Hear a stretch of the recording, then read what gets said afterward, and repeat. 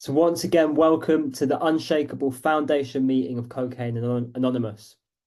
This is a main share meeting, and today it's with great pleasure and much gratitude that we welcome Frank P, who's come to share for up to 40 minutes on the topic of legacy, after which we'll open up for the Q&A portion of the meeting. And with that, Frank, it's over to you. Thank you so much. All right. Thank you very much. Oh, look at Billy from Connecticut. Billy, you got the word. I apologize for not sending you the link. I don't have to. My name is Frank. I'm a cocaine addict, and I chose never to drink again, only to realize that I'm also an alcoholic.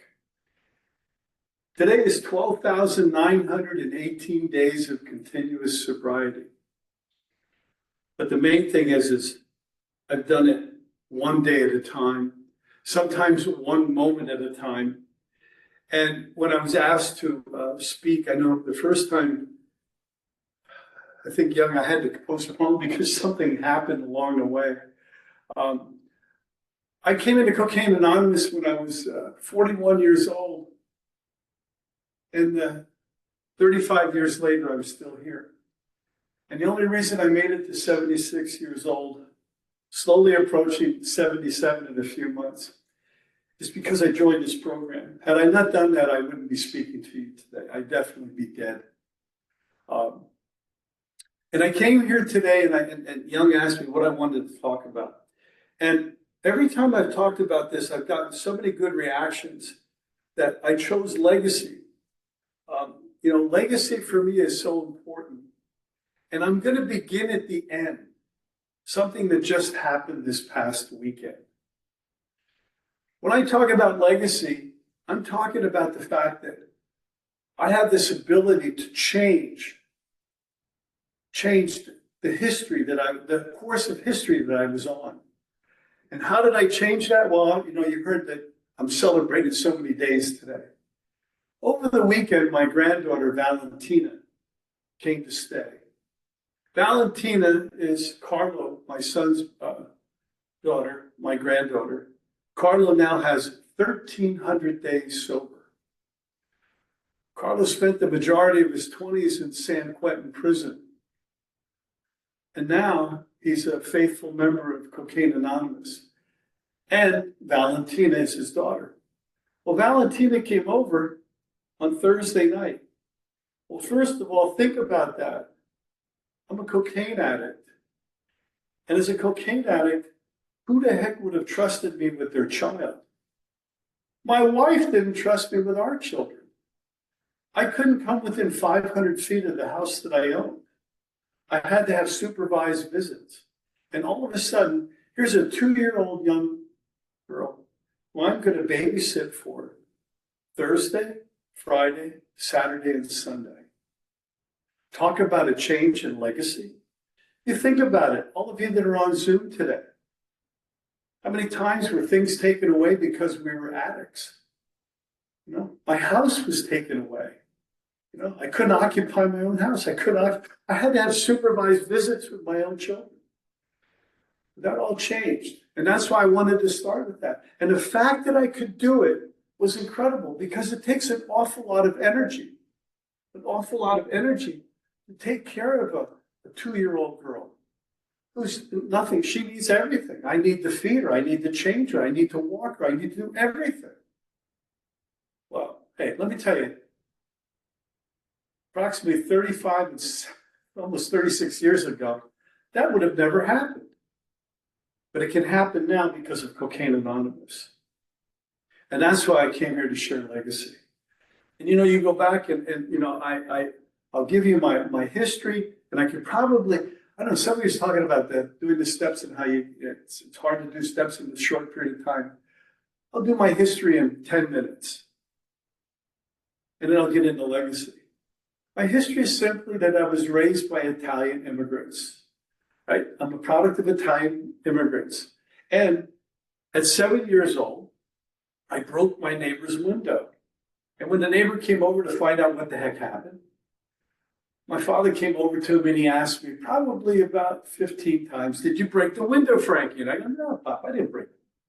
You need to tell me the truth. If you tell me the truth, everything would be a lot better. No, Pop, I didn't break. Then I finally said yes. And just as I said yes, boom, he hits me right across this ear. And I can tell you to this day, it still rings. It's as simple as that. But more importantly is, I don't know about you, but I'm not telling the truth after that. Because if that's the result of me telling the truth, we're done. It's not going to happen. And so I lived most of my young and young adult life not being honest. I could not be honest. I didn't want to be honest. I didn't think it was necessary to be honest. I went to high school. I went to college in Philadelphia. I married my high school sweetheart. And part of, I can tell you, my personality was, during those days, we had an up and down relationship. And I should have never married her, but she got pregnant and I thought I was doing the right thing being a Catholic to marry her, and I did. And the marriage didn't last, but I came out to California in 1969 to get my graduate degree in chemistry. And I brought her with me, and Frank Jr. was born. And to this day, I have a relationship with my son, Frank Jr. I speak to him every day. He lives in South Carolina, in Charleston, South Carolina.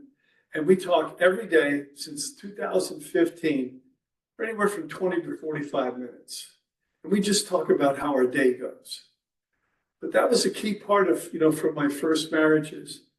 That was a blessing that I had, but it took me a long time. And also, I'm not really good with relationship because my relationship with my mother wasn't really good because my father died when I was in high school. And my mother, I looked just like my father, and my father was not the most faithful human being to my mother. So I paid the price for all of that bullshit that he left me behind. And I didn't have a really good relationship with your mother. And many people will tell you, if you don't have a good relationship with your mother, you're pretty much doomed on relationship with other women. That's Frank. And that's Frank just as a result of one slap, the inability to tell the truth, and the stupidity to think that I could go on like that, not telling the truth. I got out to California. I got my degree in chemistry. I have a PhD in chemistry. As some of you have already heard prior to, I did research chemistry legitimately, and I also did a research project that wasn't funded by the government. Let me just put it to you that way. And I'm not proud of that part of my history, but it is part of my history, and it's part of my story. So as a part of that, I did get divorced, and I remarried to my present wife. And my first 10 years of marriage, still nothing changed because I didn't change. Now, be that as it may, I was a successful research chemist. I did radiation damage in DNA. I studied the base cytosine specifically. And the team that I was with in California at the time, later on, they left and went to UC Davis. And they were nominated for the Nobel Prize after I had gone on. They were nominated, they didn't win. But that was all part of the research that we started back in 1969 when I came to California. I was good. I was a research chemist. Now, along the way, let me tell you about my two brothers. My older brother's a pharmacologist. He's 84 years old now. He's retired. He suffers from Parkinsonism. He broke his back and his neck about 4 months ago. But he was one of the 8 scientists that were invited to China when Nixon opened China to the United States. My other brother was a nuclear physicist, and he landed a probe on a comet. What the hell did Frank do? I mean, that's what I have to follow. I'm following these two guys. And they were very successful as scientists. And I was pretty good as a scientist, but I chose to leave it and I went into business. I went to work for Hoffman LaRoche. I worked in the cosmetic company Pantene for a while. I worked in the cosmetic industry for a couple of years. And then finally I got fired back in the 70s, early 80s. And I never reconciled with the fact of why I got fired. And I decided to open up restaurants. And when I opened up the restaurants, I remember I was trying to open it up while we had free rent. I was going to, rent the spot. And the carpenter's name was John Walters. And I remember I was falling asleep. And John says, "Here, try this." And he put some stuff in my hand, and oh, geez. And you know what? I found a new God. And they call it cocaine. And after I snorted for a while and I softened up my nose, and I was, well, as I told you, in my marriage, the first 10 years, I completely and utterly screwed it up. If I wasn't faithful, I was a drug addict. Now I start doing drugs, and I'm with other people. I'm with other women. And I remember one night I said, "God, my nose is getting soft." And she goes, "Well, you know what you do when you do that? You can smoke it." And she pulled out a vial and she put some cocaine and some baking soda. And I said, "Why didn't you let me do that? I think I could do that for you." And there became the history of history, because the first time that I took a hit off of a pipe of the cocaine that I cooked, brand new God. Absolutely, positively, here's God. And God has taken away all my pain, all my suffering. I'm fine now. And that was the start of my stupidity.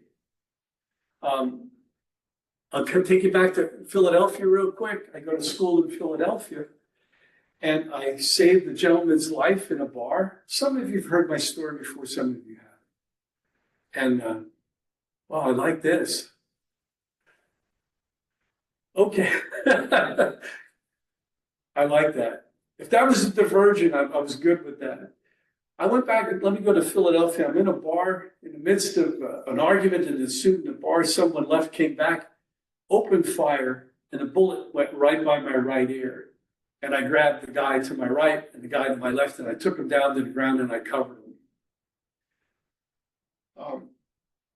The guy on my right was my roommate. He was also a chemist, Paul. The guy on my left, his name was Eddie, and his father was the head of the Philadelphia crime family. I just saved his son, as far as he was concerned. As far as I was concerned, I'm just a nutcase. Because I put a few drinks into me at the time, and I didn't do drugs. I could care less what's going on. Well, I was a protected human being in Philadelphia after that, and there's very few things I could do wrong.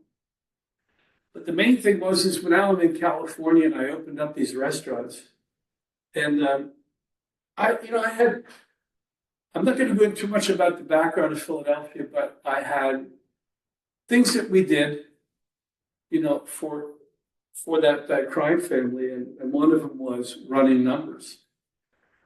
So one day I got approached and I was asked if I would do numbers in prostitution in Las Vegas. And I told Eddie, I said, I can't do it. Please, I'm married now, I've got children. So I refused. And basically they came back about 6 months later and asked me if I could cook crystal meth. And I said, that's something I can do. And I got together with, remember the other guy, Paul? Well, he was a chemist. I said, Paul, got a project for us. And Paul flew out from Bethlehem, Pennsylvania, and we spent the next 4 years cooking crystal meth in the desert. That's my drug history, right? Everything blew up one night, and I wound up, not in this particular office, but in another office. And my wife, of course, had been looking for me at times and didn't know where the hell I was. She would take the children out trying to find me. Well, she was at the office that morning, and I came in limping because when the place blew up in the desert, I went to a safe house in Anaheim and then got transported to Huntington Beach. And I walked in and I said to my wife, Maggie, I don't know what's going to happen, but what I can tell you is I need to turn the company over to you. She got the papers out faster than you can think. She goes, here, sign right here. And she had Joe Mancini on the telephone. Joe says, Frank, when you sign this, she can fire you. And I said, yeah, that's important. That's exactly what I need. And here's where legacy steps in. This is what I'm going to talk to you about. My wife looked at me and she goes, okay, Frank, you were a successful chemist. I have no clue what the hell you've been doing for the last 4 years, but I know you disappeared. Successful chemist, you worked in the cosmetic industry, you opened restaurants, you opened up this business. This is the business I'm in right now. She goes, but forever, all the good that you've done, your legacy will be you're dying as a cocaine addict. That's it. All the good you did, all the thing you did as far as DNA, all the stuff you did, and you provided, and you were a great provider. And you know, at times you could be a great husband. For all of that, your legacy will be now, you're dying as a cocaine addict. And I want you to know one thing, the children will be there when we bury you. We'll be there, we'll bury you, we'll put you in the ground. But I want one thing and one thing only. I want the dignity of not having to watch this happen. And I looked at her and I said, I'll grant you that. And she goes, is that all you got? I go, I don't know what the hell to do. She goes, what do you mean you don't know what to do? You went to Sister Elizabeth's in Orange last year and you flunked out because you decided to bring cocaine into the damn place. You decided to have people pee for you inside that place. And you can't figure out what to do? You had 20 some odd days of program. You know exactly what. I looked at her and said, Maggie, I don't know what the hell to do. Well, she was just guiding me that I should go to a meeting to pick up the program that I had learned about at Sister Elizabeth's. So that night I marched down to the Newport Alado Club and I walked in and I went upstairs. I'm going to go to my meeting. Hi, my name is Frank. I'm a cocaine addict. Frank, we don't talk about cocaine in Alcoholics Anonymous. You'll have to leave. Now, you think the story's going to become dire? No, I didn't. I left and I went to a Narcotics Anonymous meeting. When I went to NA, I just didn't have a relationship with NA at all. And I wound up at Friday night, Huntington Seacliff meeting of Cocaine Anonymous. And I walked in and I said, hi, my name is Frank and I'm a cocaine addict. And they said, welcome home. I found a place. I found a place where I belong. Now that's the good news. The bad news is I still have a straight shooter in my pocket. And I always had a couple of hits in my pocket. I put it in the straight shooter, hit that thing, and then come back into the meeting, kind of sitting there. Yeah, okay, good. What were we talking about? I decided to take my son at the time, Pablo, who was 8 years old. I decided to take him to a meeting because I said, you know, one thing, I'll never leave the meeting because I'll never leave my son with a bunch of cocaine addicts. I'll never leave him alone. Little did I know I was in the safest room possible to leave my son. But I didn't leave the room for 30 days. And in those days, there was 45 meetings in Orange County, and I could go to a meeting every day, every night. So I got through that 30 days, and my son was there with me. And that's part of my legacy. You know, I took my son there, and my son was there for me. I got to 90 days, and I'm doing wonderful. And by the way, I'm there for 30 days, the secretary goes out. I'm there for 42 days, the treasurer leaves with the money. I mean, when I say we're not the hotbed of mental health, holy shit, you should have been there at the beginning. I mean, it was in and out. Next thing you know, I'm secretary. I don't know a darn thing about this program. I'm looking for, sponsor? If you know my story now, which you do, why would I think I'm going to tell that to somebody when I think that the government might show up at my front door at any time? Or law enforcement. I had to learn, and it took me a while, that I needed to get a sponsor. And it didn't happen in the beginning. And I'm sharing that with you. That's exactly the way it was. I was afraid that if I did share my story, it may get out. I was afraid when I shared my story at that convention, right? And all of a sudden somebody comes up and says, hey, have you ever seen the movie Breaking Bad? Oh, God. No, the thing is, you have to learn to trust this process in the program. So I get to 90 days. My God, I'm cured. You all understand that, right? Huh? Anybody here for their second and third time? So on the 91st day, one of the people who came out with me to the desert, in fact, a couple, called me up and she said, hey, it's time to party. I said, okay, I'll meet you tonight. Meet at the Comfort Suites here in Huntington Beach. And I got there. And I realized what they were trying to do is to kind of entice me to go back out to the desert, even though there was no association with Philadelphia anymore. And in the midst of it, they were trying to get me all screwed up. And I realized, and I always say this, I had what the alcoholics call a moment of clarity. Now, this was a hotel that I would stay at because I could hide out there, and the people knew me at the hotel. I was going to go down to the front desk and say, hey, why don't you call the police? I got to get these people out of this room. And I had that moment of clarity. And I called my wife and I said, Maggie, I've completely and utterly screwed up. But here's what I need to do.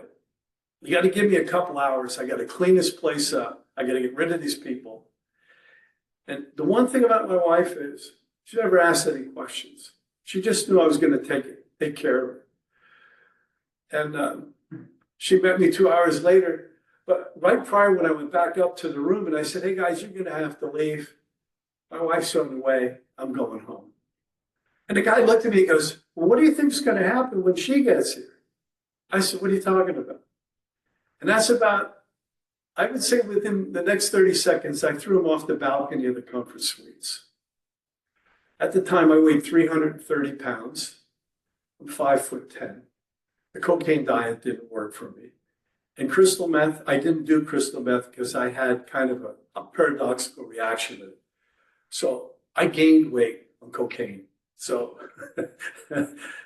I threw the guy off the balcony. I could care less if he landed or not. But that's what Frank's like. When I'm with the drug I love, cocaine, it's the person every one of you will hate.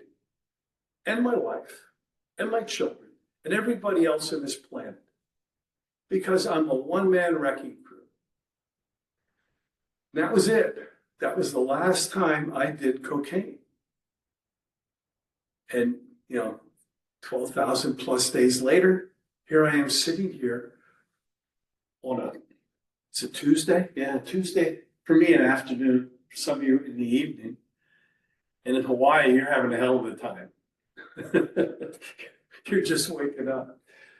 But the main thing is that I'm here. And I'm here to be able to tell my story. But the reason I'm here to tell my story is I found a program that was far greater than I could have ever imagined, that would return everything, and I could change my legacy.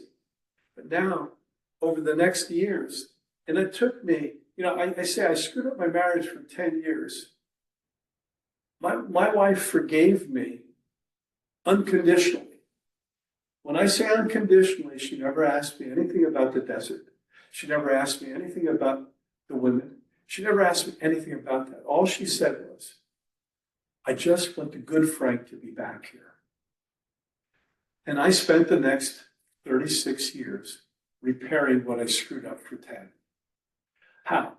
I had a program, and I had a program given to me that said, you got to get into this thing, you got to do the steps, you got to get a sponsor. More importantly, I had to give back so freely what was given to me and start to be able to tell my story and to repair and to recover on an ongoing basis. That's what you all taught me to do. And by doing that, I've gotten to this point in my life. I'm a lot closer to my next use than I am to my last. A lot closer to the next one. But the key is, do I really want to go there? Changing legacy meant I have a relationship with my wife. Changing my legacy meant I have a relationship with all my sons. Changing that legacy meant I have my grandchildren and I have a relationship, and I'm trusted to be with them. I'm trusted to be with those children. I didn't have that. You know, I remember I used to get so pissed off. I'd be sitting, the police didn't notice, but less than 500 feet away from the house that I had bought. And I couldn't go in. And I have to have supervised visits. Are you kidding me? Why do I have to have super? What the hell? Hey, I built this thing. I built this whole thing. Well, what I learned was humility, but I also learned that I had to be of service. And we were talking about some of this service before some of you came on, and I'm kind of going to go over that. But one thing I don't want to leave you, I want to make sure everybody understands. Your ability to change your legacy is in your hands. I know my part. I know the parts of other people. My part was I had to change everything. Everything. I had to learn to tell the truth and become rigorously honest. I had to give back so freely what was given to me. I had to become of service.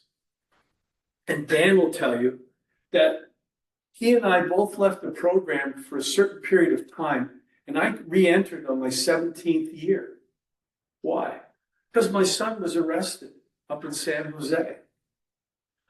And he was arrested for possession and possible sales.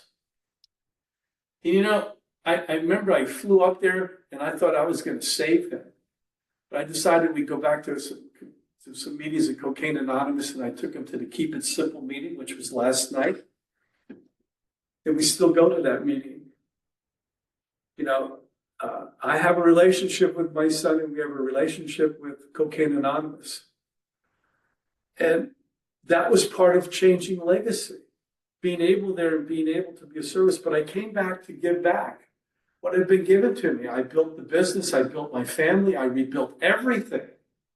Because that's what you told me to do. You told me to take good orderly direction. So if someone told me to do something, I did it. But the key was I got back into service. And I came back with a roar. And I became a delegate. And from a delegate, I became, I'm on the board of directors for the WSOB. I became a trustee for Cocaine Anonymous. I mean, the lowest position on the pyramid, and I had that. Because I wanted to make sure that we could make this thing continue to work, and that whatever I could do to help, I was there for it. Today on Orange County, my local area, I'm the chair. You know, I thought after I've done all this other service that maybe I could now just kind of sit back. No, if asked to go to meetings, when Young called me and said, could you do this? I said, yes. When someone calls upon me to be of service, I'm there. Why? I'm alive today because of this program. I used to say, hey, I'm Italian, but I'm not stupid. I was born at night, but not last night. When something works, you pursue it, and you pursue it with everything you've got. And anybody who's on this Zoom that goes into this thing half-cocked, well, guess what? You're going to be celebrating my 91st day. Because that's what happens. I got this thing. I never had it. I just it's kind of just a little bit ahead of me all the time. And I try to hold on to it as much as I can. That's it. You know, there's times I get in the car. I don't think about, well, I could probably score cocaine. I get in the car and think about, what do I need to do that I get another daily reprieve and I can make it through another day? I'm living that time just like everybody else in this Zoom. And that's the key to success in the program. You have to put in the effort. When you put in the work, you get back exactly what you put in. I busted my ass for 36 years fixing my marriage. And you know what my wife says to me today? I say, I have a meeting in 10 minutes. Oh, yeah, I'll talk to you later. Never questions, yeah. On my way home from the meeting, I call her. Just so she knows I'm on my way home. I just check in. Why? I want to be held accountable. I'm approaching the end of my time. In fact, I'll be a little bit ahead of time. I want to kind of just give you some background. One of the things is I had the privilege, like I said, of having Ray Gross sit in that seat right there. And I interviewed him. And from that day on, he became my sponsor. And we were inseparable. And some of you that may have seen us through the history of CA knew that Ray was losing it toward the end. And what Ray trusted me with was he knew that when he started to lose it, I could step in and kind of guide him back. That's the respect that we had for each other. I wasn't trying to show him the way, nothing like that. Just be present to help him through those last moments. And it worked. And I'm going to share a couple funny stories. First of all, you got to understand, how did we get here? We got here because of the whatever meeting. Where did the whatever meeting come about?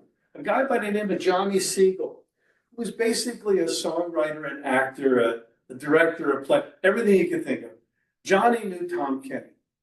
And everybody was complaining about the fact that people were talking about cocaine in these AA meetings. So Tom said to Johnny, I'm going to give you a one shot. Here we're going to have the whatever meeting. And you can talk about whatever you want. But it's an AA meeting. And that night, November 16th, 1982, they had the whatever meeting. And in the midst of the meeting, someone says, hey, we got to make this a Cocaine Anonymous meeting. Well, you can't do that. You can't do that. It's an AA meeting. You got to close it and then make your motion. But you can't do that in the middle of the AA meeting. They closed it and they made a decision to start a Cocaine Anonymous meeting. And Tom Kenny agreed that he would give them a spot because he was in the motion picture arts and science clinics for all these addicts and alcoholics. So 2 nights later, November 18th, and by the way, Ray sat there and I said, Ray, what was the date of the first meeting? Oh, Frankie, shit, I know it wasn't the week of Thanksgiving. Well, when was it? No one knew. Everybody has kind of had their own thing. So the whole idea was to sit down and put our history together. Let's go to the first meeting. When you listen to people on Zoom sometimes, oh, I was at the first meeting. Holy shit, if everybody was at the first meeting who says they're at the first meeting, there have been 2,000 people there. You want to know how many people were at the first Cocaine Anonymous meeting? 12. That's it. 12. Honest to God, I listened to all that horseshit on Zoom meetings. Oh, I was at the first meeting. Really? It wasn't that big of a room. A wonderful meeting. It opened up and a woman led the meeting. She was the secretary. And at the end, they gavelled, and then they agreed to meet. The next meeting was held at Beverly Glen Hospital. And that's where, now Johnny Siegel was at the first meeting, but Ray was not. At the second meeting, Johnny Siegel is there, and Ray is there, because he was told to go to this place in Beverly Glen. Ray lived in Riverside, California, about an hour and a half away. He went all the way in there to go to a meeting. And he saw this guy come in and they said, who is that guy? They said, oh, that's Johnny Siegel. Right? And that day, Ray didn't like him at first, but they became buddies and Johnny became his sponsor. Now, Ray was using when he was on the hotline. That's something that a lot of people don't know. But when you read Hope, Faith, and Courage and you read about the start of Cocaine Anonymous, he'll tell you that, he was using and he was grinding his teeth as much as the people who were calling. And who did he meet? But he met Reggie LeMay one night. And Reggie LeMay and he became very close friends, and I'm going to kind of tailor that into why I brought that up. Ray was using. He was still using and going to meetings. And what happened was the fourth meeting took place, and a lady by the name of Veronica led the meeting. I said it was Victoria, it was actually Veronica. And at the end of the meeting, she goes, hey, let's go out and get a drink, and we're going to figure out what we're going to talk about next week. So he said, what do you mean, get a drink? She goes, it doesn't say alcohol in the steps. It says cocaine. And another guy, honest to God, he stood up and he goes, I'm still shooting heroin. It's like, what the heck is going on? Well, Johnny, Ray, and Reggie LeMay sat down and formulated, along with a couple other people, cocaine and all other mind-altering chemicals, which changed to substances when it was presented on the conference floor. And that's the first 4 meetings of Cocaine Anonymous. What a storm. I mean, you think back that this whole thing, and at times, the whole idea was if it didn't work, and Tom Kenny told me this, if it didn't work, I was going to funnel all the people back into AA. They were praying for it to fail, but it didn't. And because of that all-inclusive first step, and that third tradition, remember, I used to say to Ray, well, how did you justify doing cocaine? He says, well, look at the third tradition. All I needed was a desire to stop using cocaine. Well, shit, I had a desire. I just couldn't stop. And that's the fun of knowing the people who started this whole thing. Honest to God, when I say it wasn't the hotbed of mental health, Ray would tell you, Frankie, if I was there today, and I'm going to treat you one more story, out of the structure and bylaws of Cocaine Anonymous, Ray, who was just a simple tile layer, he puts together this thing, the structure. And if we didn't have the structure, trust me, we wouldn't be here today. He goes to their very first convention, all these people are and he walks in, he turns the air conditioner off, and he says, okay, it's as simple as this. Because he was one of the first trustees. You're going to sign this. Now, if there's any spelling or anything like that, we'll fix that later. But this has to be passed tonight. And if we don't pass it tonight, we're not breaking. Well, they passed it that night. And Ray always said to me, today I'd never be a trustee because I couldn't get away with what I was doing. But in those days, they did whatever it took to get us to where we are today. One final thing. Guy by the name of Ray Moscow. Ray was he was a makeup artist in Hollywood. Brilliant guy, wonderful human being. I talked to Ray one day and I said, Ray, tell me something. He goes, Frankie, I'm going to tell you something. If Ray Grosso wasn't there to write those structures and bylaws and to do our concepts and our traditions, we'd probably be 15 to 20 years behind. Men who took the time to put all this thing together is the reason why we're together as Cocaine Anonymous today. I had the privilege of being with those people and talking to them and getting their story. And now that story is told accurately on our website. That was the privilege I was given. I changed my legacy. I did everything you told me to do.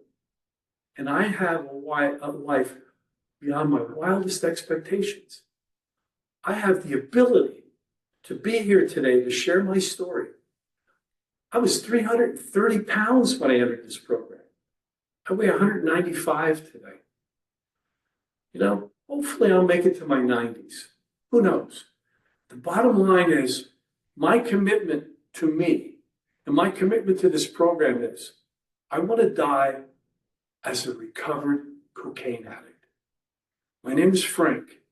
I'm a cocaine addict who chose never to drink again, who realizes now he's an alcoholic too. Thank you for allowing me to share my story. Thank you, Isaac. Hi, everyone. My name is Young, recovered addict. Frank, thank you, Frank, so much. I love listening to the history and the beginning of this beautiful fellowship. So 2 very quick questions. The first one, when you talked about when you first come in those early meetings, was it difficult to find a sponsor? Was there kind of only a couple of people that were able to take you through the book?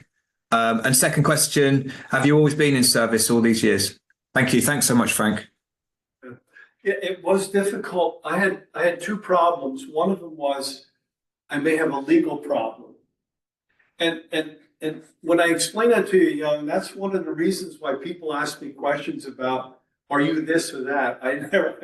I would deny it. What I am is I'm a recovering cocaine addict. But I think the beauty was at the time, finding a cocaine anonymous sponsor was difficult because everybody was new to the program. And it also took me a while. It wasn't until 18 months that I got a sponsor because I was also fearful of legal ramifications. If I told my story to Young as my sponsor, how do I know that Young's not going to talk to somebody else? So in those beginning days, it was kind of difficult to kind of circumvent, to kind of get that in my mind that it's going to be okay. Did I answer your question, Young? Okay, nobody else has their, oh, okay, Thanks for Krista. your question, Young. Next, we have Krista. Would you like to come in with your question, please? Thank you very much. I'm Krista from the Netherlands. And yeah, my question is indeed about what you just said. If I would share my questions, not my story, there would be some shizzle that were not legal-ish. And especially in the cloud, knowingly it's been taped.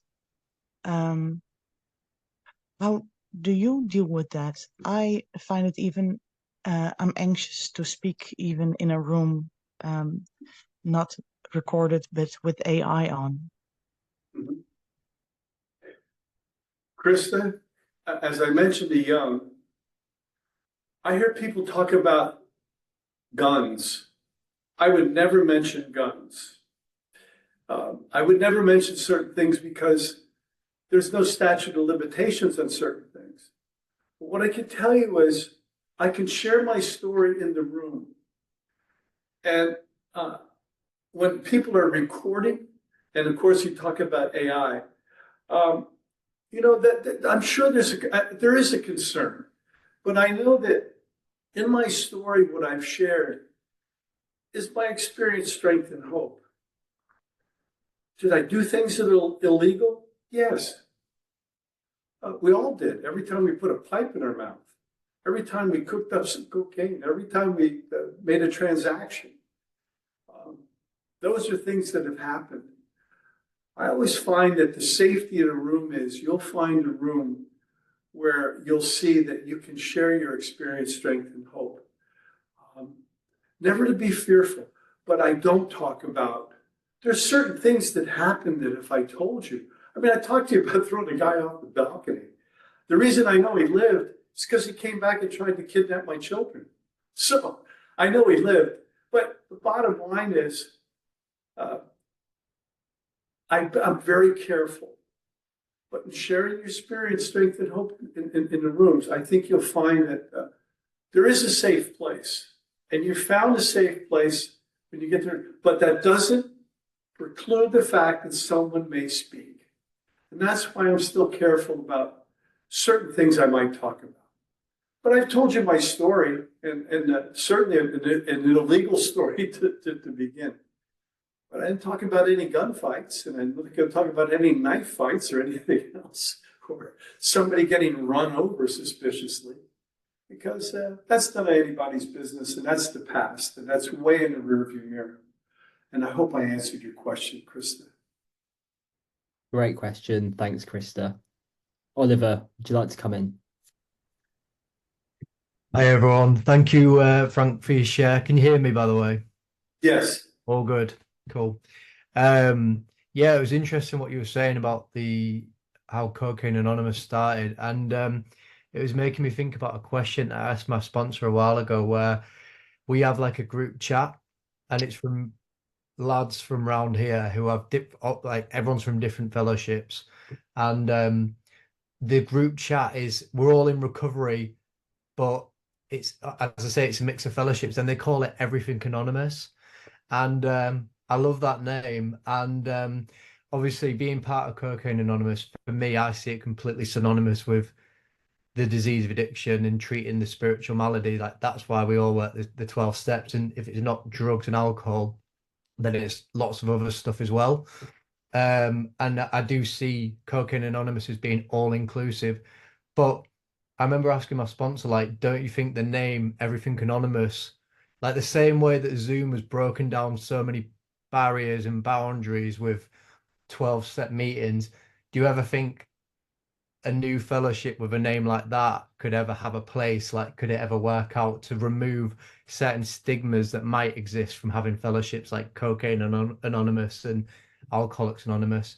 Because I do see the reason, I can see why the separateness can serve them sometimes because they can specifically relate with each other. But yeah, just wondering, I asked him that question a while ago and he found it interesting. But yeah, just wanted to know what you think of something like that. You know, it's a great question, Oliver, and I shouldn't grade your question, but I've seen people come up with different ideas. One of the things I used to talk about, especially after I did meetings in England, and I heard the expression, "You're a real nutter," right? I go, "Oh, I like that." Well, I remember one time I'm with Ray and I said, Cocaine Anonymous is all inclusive. We take people who are cutters, nutters, and even people who abuse butter. And I was one of those people who abused butter. And I certainly was a nutter, but I wasn't a cutter. And you know, that's all inclusive. Everything Anonymous, I think when you put it out there, if it gets traction, then it's a good idea. But you'll see they've tried Heroin Anonymous. They've tried Crystal Meth Anonymous. I think one of the things, I went to a Crystal Meth Anonymous meeting. I took my 19-year chip at a Crystal Meth. And it was funny because I remember in the room, people were just getting like 7 days, 10 days, 2 weeks. I mean, there wasn't any longevity. And then you see it fade. You know, it needs to get traction. I think there's a place for that. Cocaine Anonymous really wasn't supposed to make it. It was supposed to, they called it an emergency room program. Well, here we are, all these years later, we made it. My personal opinion is it's a group conscience. If it's going to work, it'll get traction. If it's not going to work, it won't. And the thing is, those people will funnel back into where they were. But if it does get traction, and it's not the first time I've heard Everything Anonymous, right? Not the first, there won't be the last. But I think the beauty is if it can get people behind it, that's the most important thing. I just enjoy Cocaine Anonymous because really, you know, you'll find a lot of people even on this Zoom that really didn't do coke. They might be meth addicts, they might be heroin addicts, but they're here because they find a place. Yeah, if I go to AA, still in some cases in AA, they'll say, we don't really want to talk about that. I go to Narcotics Anonymous meetings and people are drinking.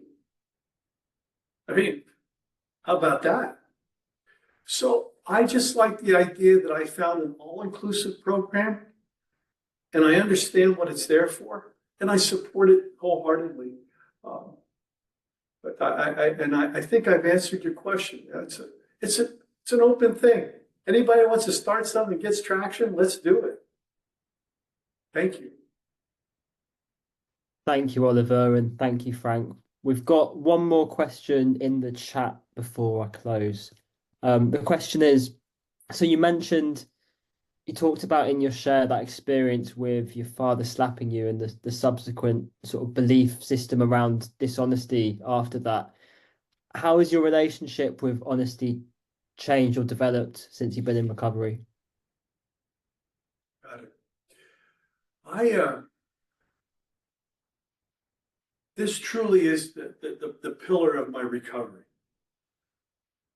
I couldn't tell the truth.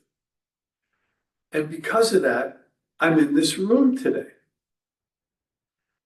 The reason I'm in the room today is I couldn't tell the truth. And, you know, when you look at chapter 5, how it works, it demands rigorous honesty.